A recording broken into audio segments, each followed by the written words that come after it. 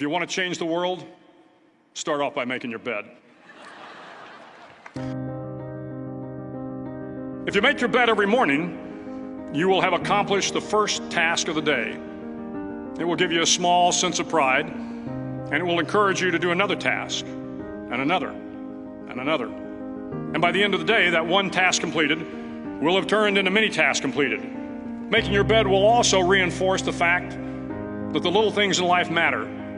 If you can't do the little things right, you'll never be able to do the big things right. And if by chance you have a miserable day, you will come home to a bed that is made, that you made. And a made bed gives you encouragement that tomorrow will be better. To pass SEAL training, there are a series of long swims that must be completed. One is the night swim. Before the swim, the instructors joyfully brief the students on all the species of sharks that inhabit the waters off San Clemente. They assure you, however, that no student has ever been eaten by a shark, at least not that they can remember. But you are also taught that if a shark begins to circle your position, stand your ground. Do not swim away. Do not act afraid.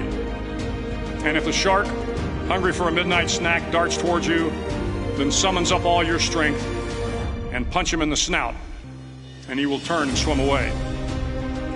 There are a lot of sharks in the world.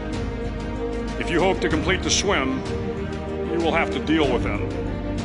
So if you want to change the world, don't back down from the sharks. Over a few weeks of difficult training, my SEAL class, which started with 150 men, was down to just 42. There were now 6 boat crews of 7 men each. I was in the boat with the tall guys, but the best boat crew we had was made up of the little guys, the Munchkin crew, we called them. No one was over 5'5". The Munchkin boat crew had 1 American Indian, 1 African American, 1 Polish American, 1 Greek American, 1 Italian American, and 2 tough kids from the Midwest. They out-paddled, outran, and outswam all the other boat crews. The big men in the other boat crews would always make good-natured fun of the tiny little flippers the Munchkins put on their tiny little feet prior to every swim. But somehow these little guys, from every corner of the nation and the world, always had the last laugh, swimming faster than everyone and reaching the shore long before the rest of us. SEAL training was a great equalizer. Nothing mattered but your will to succeed, not your color, not your ethnic background, not your education, not your social status. If you want to change the world, measure a person by the size of their heart, not by the size of their flippers. The 9th week of training is referred to as Hell Week.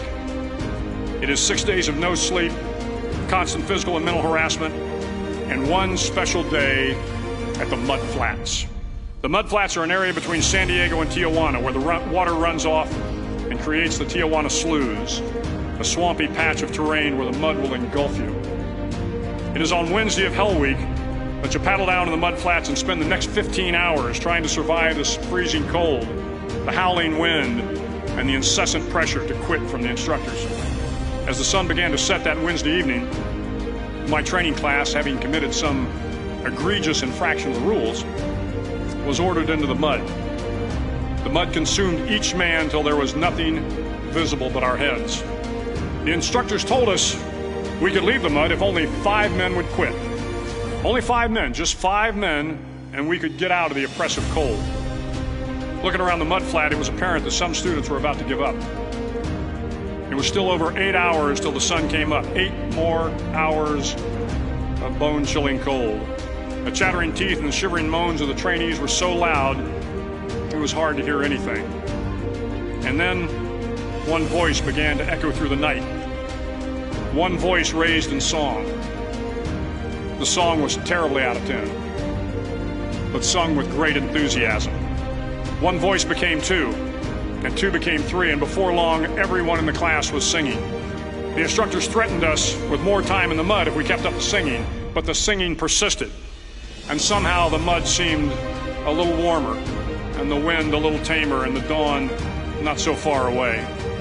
If I have learned anything in my time traveling the world, it is the power of hope. The power of one person, a Washington, a Lincoln, King, Mandela, and even a young girl from Pakistan, Malala.